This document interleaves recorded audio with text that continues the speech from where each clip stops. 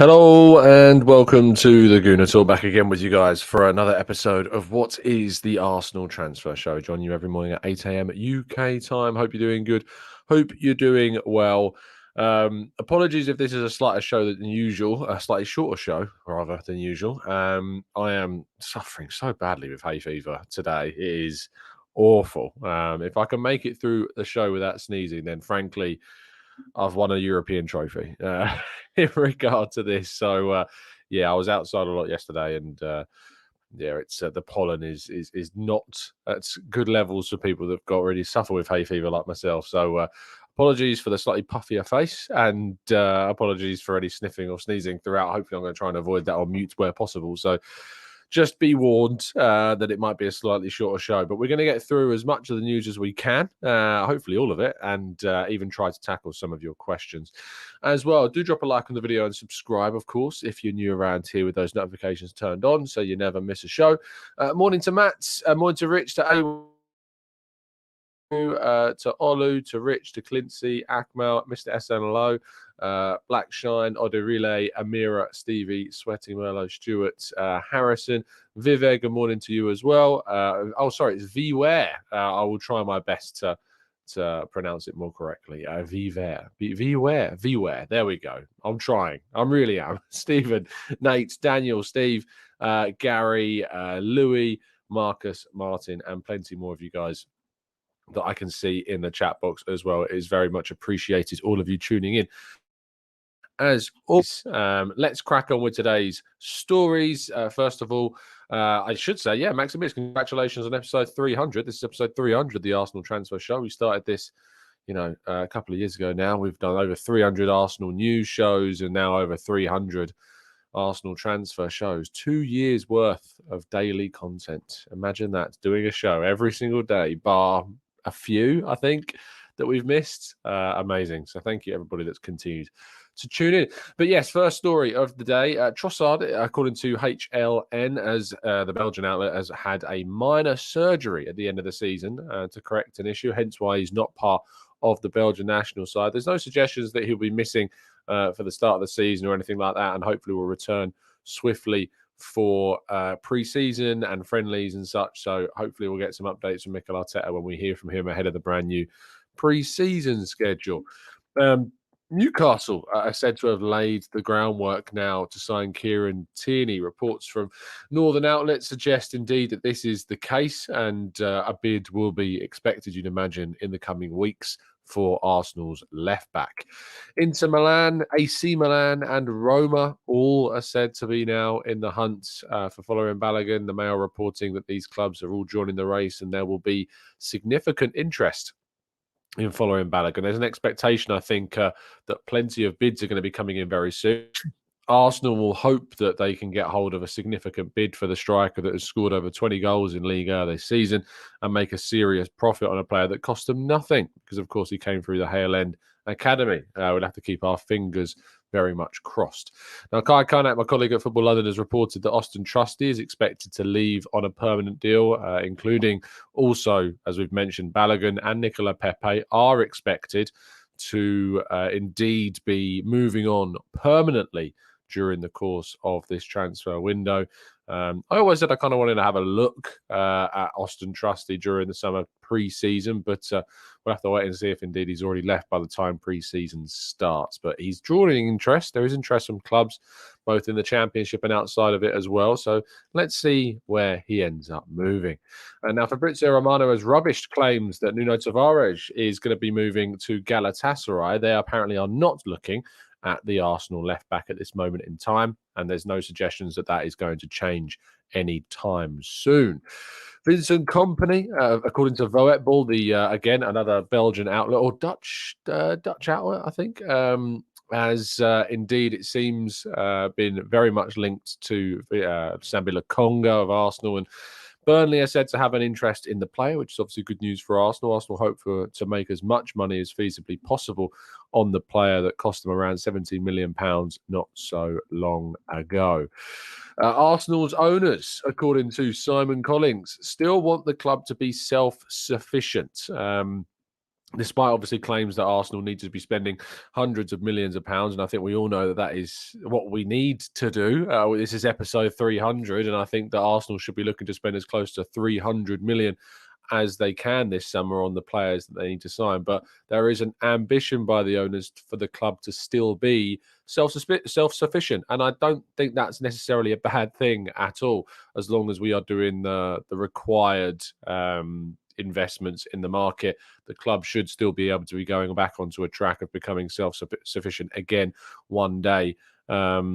And still be successful. It is possible. That is the aim. Whether or not Arsenal end up achieving that is another question entirely. According to James Ollie, Arsenal have indeed made a contract offer to Ilkay Gundogan, the German international, of course, receiving offers from Saudi Arabia, Barcelona, and of course Manchester City as well. We'll still have to wait and see where his destination ends up being. But Arsenal have indeed made an offer, it seems, to try and sign the German international. And our headline story of the day, a big congratulations to Declan Rice and West Ham United on winning the UEFA Europa Conference League trophy. And after and in the wake of that victory, Arsenal are indeed expected to make a bid in the coming days, hours for Declan Rice. However, according to various outlets, and I'm certainly aware of this myself, it is expected initially to come short of that £100 million valuation. So let's wait and see what happens.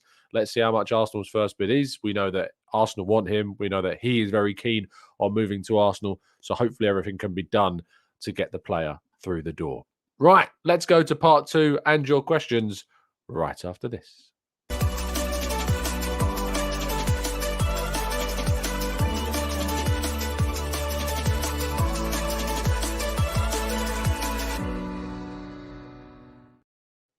Okay, let's jump into the chat box then and tackle some of your questions.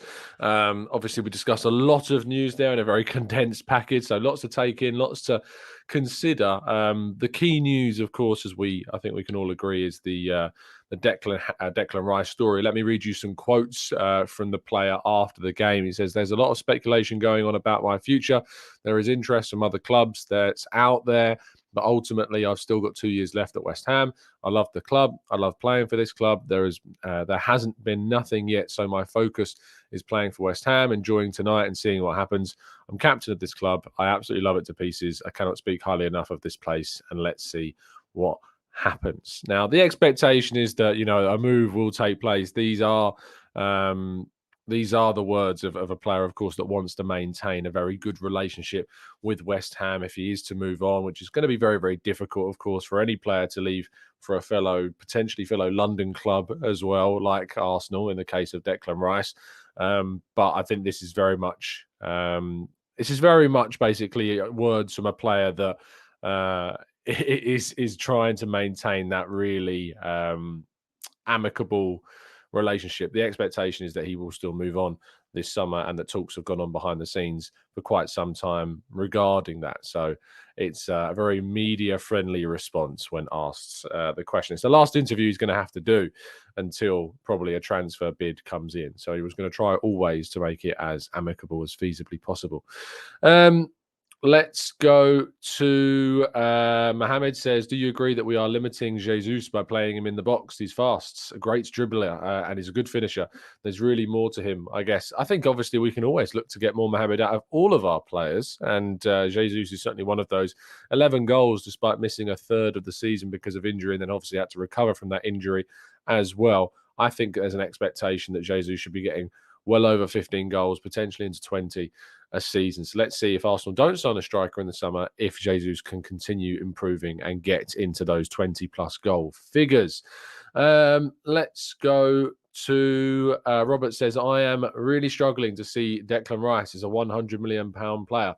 Am I alone?" I'm sure you're not alone. There are a number of factors as to why he is. He still has 2 years left on his contract. He's homegrown. He's coming from another Premier League team. There's interest from all of the big sides, and that creates a lot of spark. And you have to consider all of those things, which means that he is that level. Plus, you've got to think about that he's an absolutely fantastic player. He's quality. And I think that there's been so much underrating of Declan Rice in these past recent weeks. Caicedo, for instance, I think is a player that draws a lot more attention for his style. But if it was between the two, Declan Rice is absolutely the better player for Arsenal to go for and bring in during this summer transfer window. So certainly keeping fingers crossed. Arsenal are probably, or whoever going to sign him is probably going to be playing over what he's worth. But in 2023, it's very difficult, to see some transfer figures being justified, because it's just the chaos that we unfortunately find ourselves in this current market and current climate. Liam says, what do you make of the links with Kai Havertz coming out this morning? I can't see it. I didn't cover it in my first part of the show because I've never heard of the person reporting it. I don't know if there's any credibility to those links. So I just didn't really touch it. If let's hypothetically say that there is truth in Arsenal's interest in Kai Havertz, it doesn't make that much sense considering the priorities Arsenal have during this window: defensive midfield, central midfield, creative midfield, the defensive options at left back if Tierney leaves, the right back / right-sided centre back areas.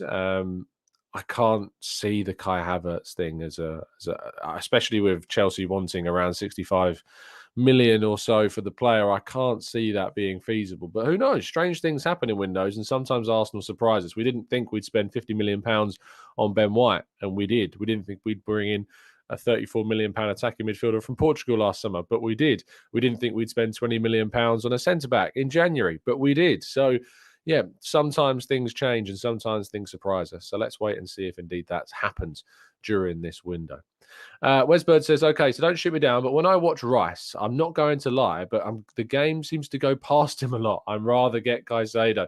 I'm not going to shoot you down for it. I think that there is obviously misconceptions. I'd recommend watching him a lot for England when you see him playing in a team full of much better players. He shines for England. That's why he starts every game. I know that's not a lot said for, with Gareth Southgate doing the choosing, but Declan Rice really does shine in that England shirt. And I think there are a lot of times where at West Ham, he has to work a lot off the ball. And actually, his off-the-ball work is brilliant. Like, what he does when not in possession is really good. And that is an aspect of the game that Arsenal definitely need, especially when they come up against teams like Man City and some of the teams that we're probably going to come up in the Champions League that will dominate more of the possession.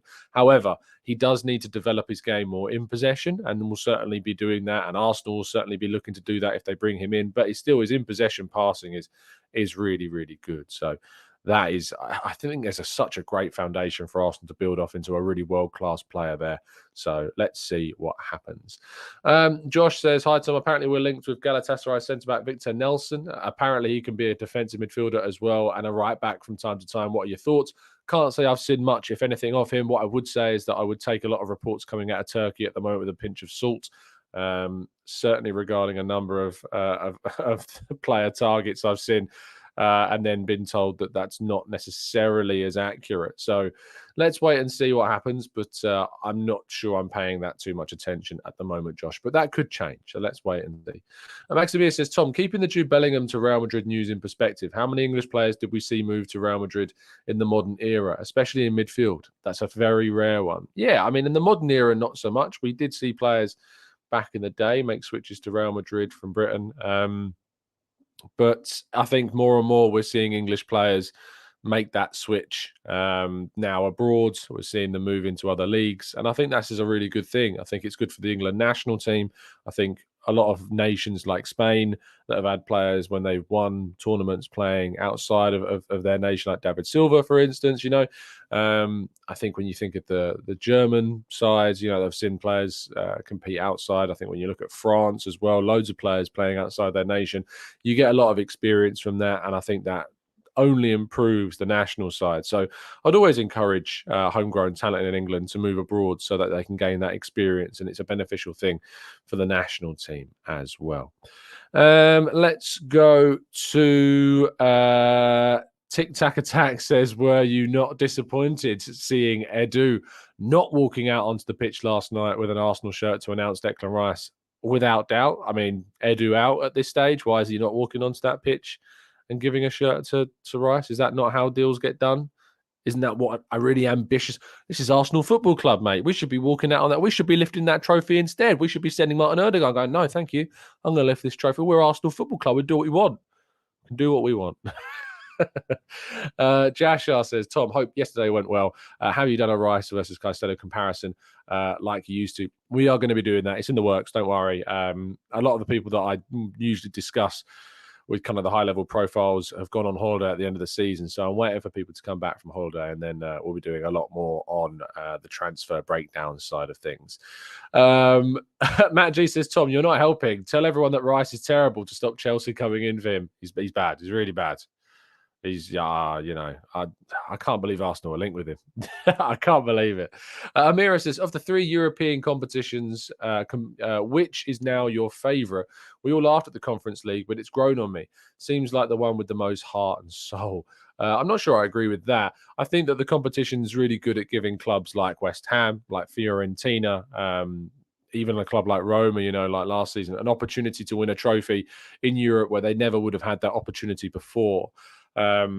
I think it's, I think whilst I certainly was skeptical of it, and I still have my skepticisms and my criticisms of the competition, I think that there are some really great things to have come from it. And I think that seeing West Ham lift that trophy last night was, a really special moment for them. I was with a West Ham fan last night watching the game, and, having that experience, seeing them enjoy that so much is great. Some people are asking the question, who's had the better season, Arsenal or West Ham? Well, in the context of West Ham have had a better season. In the context of Arsenal have had a better season. If you're an Arsenal fan, you're not swapping our season for theirs. And if you're a West Ham fan, you're not swapping your season for ours, even if it meant you finish second, because getting that trophy for West Ham is a massive, massive achievement. So I do think that it's all about context, always. And I think for Arsenal, it's more important to do what we did to get as close to Man City as possible and show that we can challenge and see what we need to build on to close that gap even more. And for West Ham, they had to survive, but picking up a European trophy is an unbelievable achievement for them as well. So it's all about context. So I think for them, great season, they wouldn't trade it. And for us, great season, we wouldn't trade it. Michael says, and is Arsenal better than the English national team or on par for Declan to perform well at for Arsenal? I think when you think about the players that are involved in the English national team, that gives you a much better indication of what level Declan Rice can play at, especially when he's getting to European finals in 2021, playing really well, throughout that tournament, played well throughout most of England's tournaments that he's played in, actually. And he stood out for England in that position. So without a shadow of a doubt, I'm more than happy to pay what it requires to get Declan Rice through the door. And I certainly trust the club to make the right deals, because they've not given us a reason necessarily to not trust them when it comes to investing money in players, because the players they've really invested money into, bar Fabio Vieira, have really shown us what we're capable of doing when it comes to bringing in talent for a serious investment. Umar says, would you be happy if we only get Rice and Caicedo in this transfer window? I mean, I'd be happy. I'd end up being a little bit concerned still, I think. I couldn't not be happy about signing Rice and Caicedo, but I'd be concerned that we didn't bring in the defensive requirements. I think we'd have to then keep Kieran Tierney. We'd have to keep Folarin Balogun as well. So I think if you sign just those two in the window, it depends on who you keep as well. Let's scroll down a little bit more to some more questions. Alex says, Tom, who had the better season between West Ham and Manchester United? Both are trying to banter us. Between those two, again, I think it's the context of the clubs. West Ham winning, a European Cup, for I can't help but say European Cup without thinking about using quotation marks because of, the fact it's only been around for 2 years. But at the end of the day, Arsenal have won trophies that no longer exist in Europe, and I say no longer exist. They're in different forms now, like with the Europa League becoming what it was, and the UEFA Cup and the Intertoto Cup and the Cup Winners' Cup and all those things. But it's the context of those things. For me, I think Arsenal have had a better season than Manchester United. In the context of two teams that's aims are to try and win titles, Arsenal have had a better season. The Carabao Cup is... you look at the way they got through to that final, and the route that they had was rather simple. And then you look at West Ham United, they've done really well to do what they've done. The teams that they've beaten to get to where they are still, there was some decent European sides. That Fiorentina were the favourites for me going into that final. They scored more goals than anyone else in that competition. And, West Ham defended well in the end. And even though Fiorentina came back very quickly after they scored their penalty, which was a penalty, by the way, certainly that's the type of handball that I think you have to say, without a doubt, that's a penalty. But when it comes down to the contexts of seasons, Arsenal's got a better season than Man United. But I think in the context of clubs, West Ham wouldn't trade theirs. Arsenal wouldn't trade theirs. Dirt Player says, Tom, what does the scarf below the Chicago Gooner say? It's been driving me mad. Which one? This one, that's the Fort Lauderdale Gooners, and that's the Cincinnati Gooners. So very kind American Arsenal fan clubs that have sent me scarves. I've also got a is it here? Yes, I can confirm to Moss. Is it here? It's here. I haven't put it up yet because I haven't had time, but I do indeed have Moss's scarf for the Canadian Gooners as well. So hold on, let me get it. There it is. Very nice shirt indeed. Very nice scarf, rather indeed. So that will have to be put up at some stage. But thank you to Moss for that. Very much appreciated. Akbar says, my worry is that once we get back into Champions Leagues, the owners will start resting on their laurels, stop investing, allow us to stagnate as a top 4 club. Please, Cronky, prove me wrong. And that's what we've got to do. We've got to wait to see if they prove us wrong. I think that Arsenal should be looking to be a self-sustaining club and invest big money. And it is possible to do both. You look at Liverpool, for instance, they're a club that are self-sustaining. That said, the fans are very, very much disparaging towards their owners, perhaps because of some of the decision-making that's gone on there. But for Arsenal, we can be self-sustaining and be successful. It's possible, but you need to be successful to be able to do that. And to get successful first, we need to see the investment. We need to build up this squad of young players, because we should really be in a place where next summer we only have to add 1 or 2 players. That's what we should be aiming to be at, a place where we only have to add 1 or 2 players during a summer transfer window. And really, in the January transfer window, the only reason we should be using the January transfer window is because we've had a serious injury. That's the only reason why we should be using it. I mean, did Manchester City sign anybody in January last season? I mean, let's have a quick look. Man City, all transfers.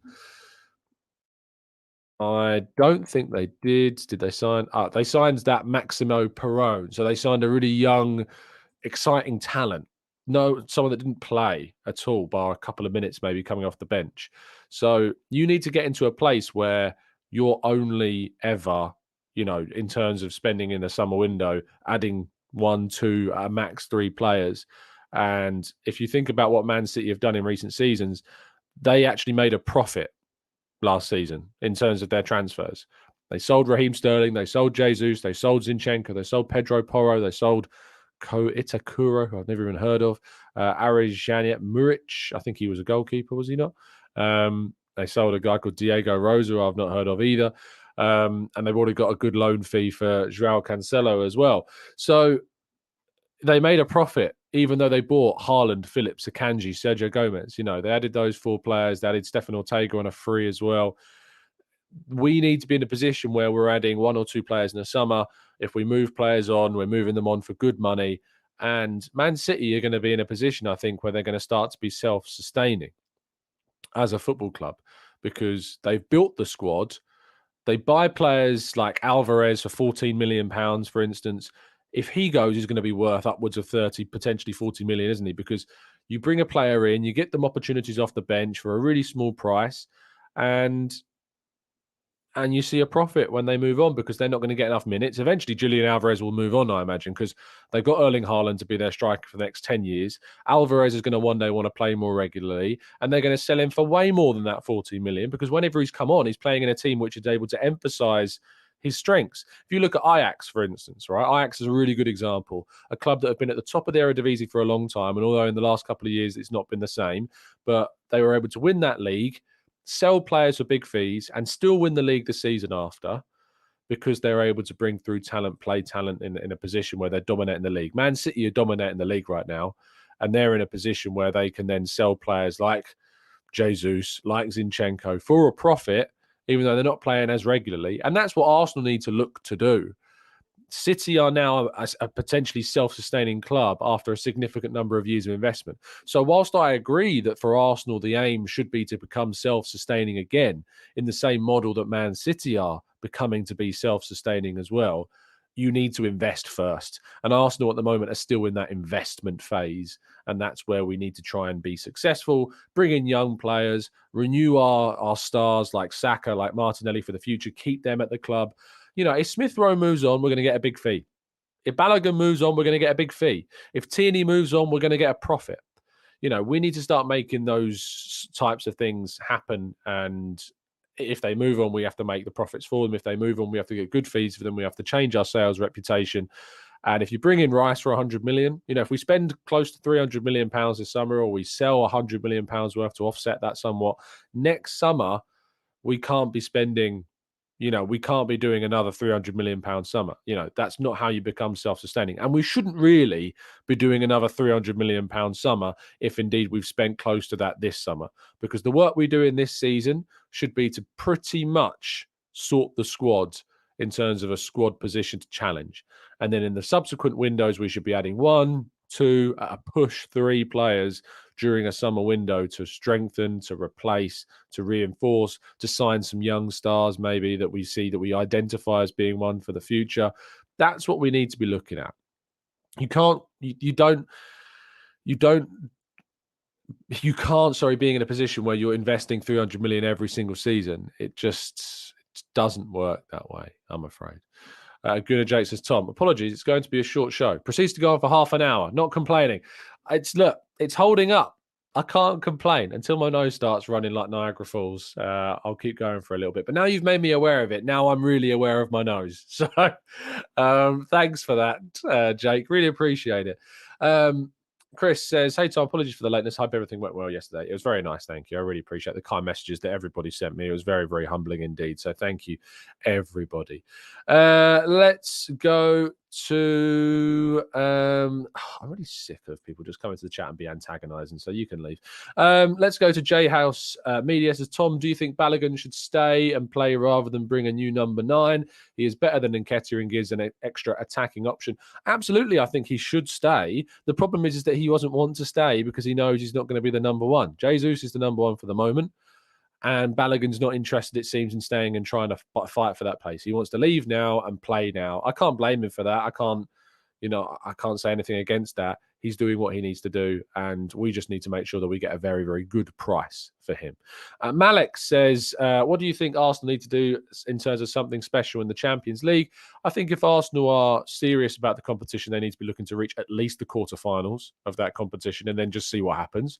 We should be making it through the group stage. We should be making it through the last 16, and we should hopefully try and get as far as we can in terms of them playing a last 16, a quarterfinal team.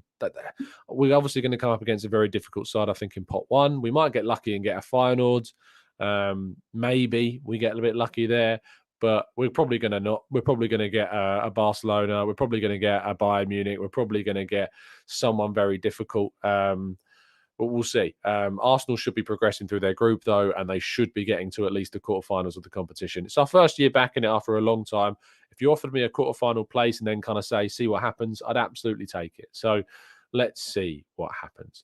Constantine says, have you seen that Ramsdale is now rated the most expensive goalkeeper? I did. CIES have done an assessment in which they claimed he's now the most expensive goalkeeper in the world. Can't say that's a particularly bad bit of business, is it? Akbar says, a TGT hat with next season's away kit design. I mean, we might do a black hat with the yellowy colour for the cannon, but that's about as far as I'm going to go. Wesbo says, Tom, did you see my important message about Jaffa cakes, Tom? Are they a biscuit or a cake? They're a cake. Hence why they're called Jaffa cakes. If you baked a really big Jaffa cake, would that be a biscuit or a cake? It'd be a cake. And guess why? Because if you leave it out, it goes hard. And if you leave a biscuit out, they go soft. That's how it works. Come on, this is just standard, absolutely standard. Vivek says, hey, Tom, what would be your dream signing at the moment, if possible? Dream signing? Declan Rice and Moises Caicedo are close to what I would describe as my dream signings for the summer transfer window for what I'm expecting of Arsenal. But I really want to see Arsenal go out and sign a centre forward. You look at Victor Osimhen as probably being the best striker that could be on the market. So potentially someone like him. I really like Randall Kolo Muani as well of Frankfurt. A really big fan of his. So there's some options for you that I would have liked. Rafael Guerrero, by the way, is signing for Bayern Munich on a free. I think that's a potentially missed opportunity. Who knows if Arsenal ever made a move, but he's going to be going to Bayern Munich on a free transfer. Jakob says, "Hey Tom, with the link to likes of Rice, Caicedo, Diaby, do you think Arsenal is capable of spending 70 million for 3 different players in one window?" No, I think they're capable of spending it for potentially 2, and then the rest will be smaller. I don't think Diaby is going to happen this summer, to be honest. I'd be very surprised if that happened. I don't expect it to. I think that we are probably going to end stuff there. I've just hit 30 minutes, so I am going to go and start working very shortly. I'll be back on the Arsenal way a little bit later on today as well. If you haven't dropped a like on the video, please make sure you do. Thank you ever so much, everybody that tunes into the shows every single morning. Thank you ever so much, everybody that sent very, very kind messages yesterday. It means a lot to see the support that we always get on the channel. I will see you tomorrow morning at 8 a.m. once again to break you down all the latest Arsenal news and views. Have a fantastic Thursday. Enjoy it. Stay safe. Stay well. And as always, up the Arsenal.